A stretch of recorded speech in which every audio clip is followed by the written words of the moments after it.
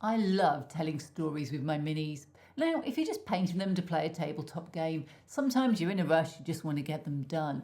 But sometimes you want them for dioramas, or you want a special display. And that's the time to think beyond I'm just painting this mini to I'm telling a story. So what does that mean here? Well, I can do it with colours, I can do it with textures, and I can do it with the minis that I've chosen. In this case, it's 4 linked minis by Darkfire Designs from their Mythari March, and it's the story of the father who loses his child to slavers and has to get her back. There are 4 individual scenes, and I started off by priming. These are lacquer paints by Mr. Colour, priming everything black, figures and bases. I also painted in some of the base colours using the airbrush. This is brown, and then a lighter beige to bring out the highlights, saves me having to paint them. If you're new to figure painting, you can also dry brush to get the same effect, but using an airbrush is just a little bit softer. I had this pink out spraying the Varactyl in the background, so I decided to also do the girl's dress. So the first piece of the story is setting the colours for the father, and he's a farmer, so he's in beige, brown, taupe and other muddy colours. To avoid it looking too samey and to build up the idea there's different materials and different ages to the clothes, there's actually about 5 or 6 browns in here. I'm using the same colours on the base to just reinforce that muddy earthiness of the father. He may be a farmer, but he's also a Mandalorian, and this armour has been handed down through the generations in his wife's family, reforged for each new owner. He starts off with only leather-bound arms and legs, but soon he's in full vambrace and greaves. The colours are dark desaturated blue, the colours of his adopted clan, and it is very well maintained. This is a family heirloom and a working piece of armour. Even the girl, coming from a farming family, has similar browns throughout. Yes, she has a pink top, but the only bright splash of colour is perhaps her blonde hair and her orange teddy bear.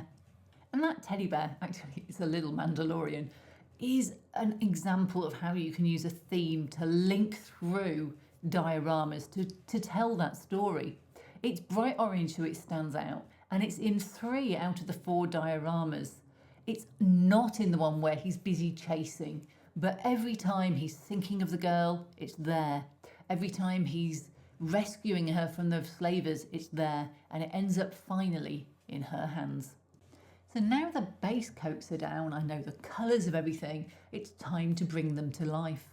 First up, the bases that get a little bit of dry brushing with these army painter dry brushes in a lighter brown, just to highlight the great details that are modelled in by Darkfire.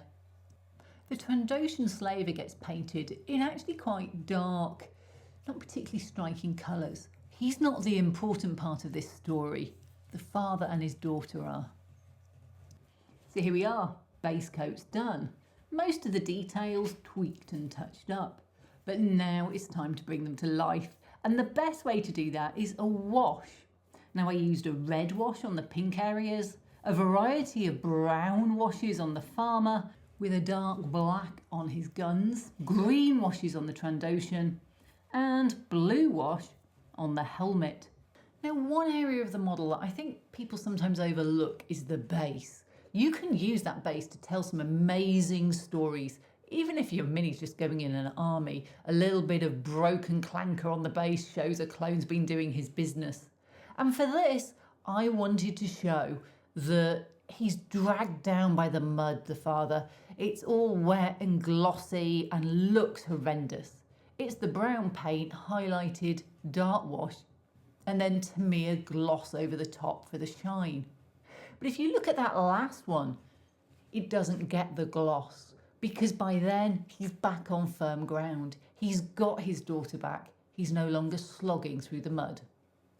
I wasn't entirely happy with some of the washes though and how they came out, so I decided to add this brown Tamiya panel liner. It's an enamel wash, so it sits slightly differently. Now, it's the only brown that I have, and it's a little bit too red, but it did what I wanted. It did go into all the folds and highlight them.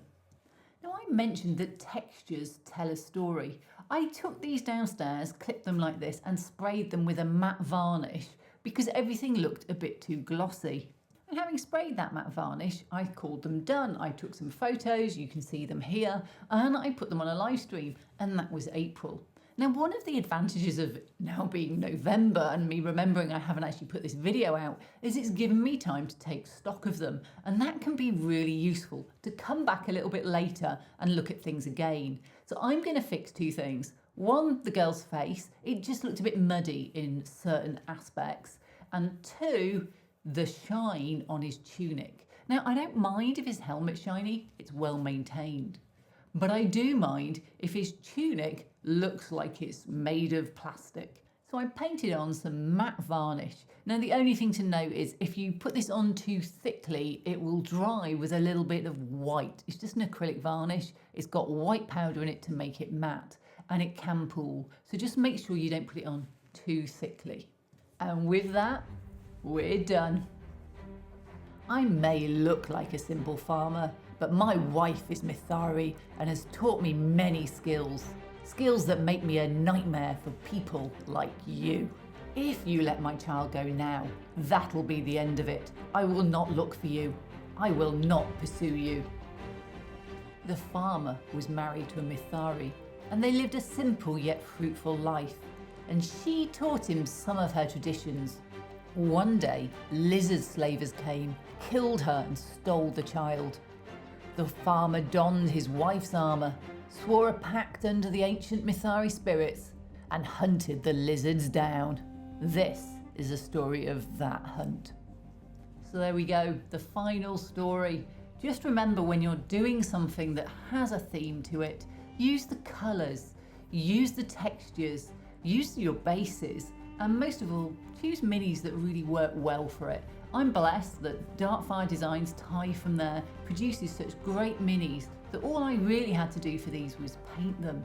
But you can add to your bases, you can add things into hands, you can change the colorways, you can damage minis, all to tell the story that you want.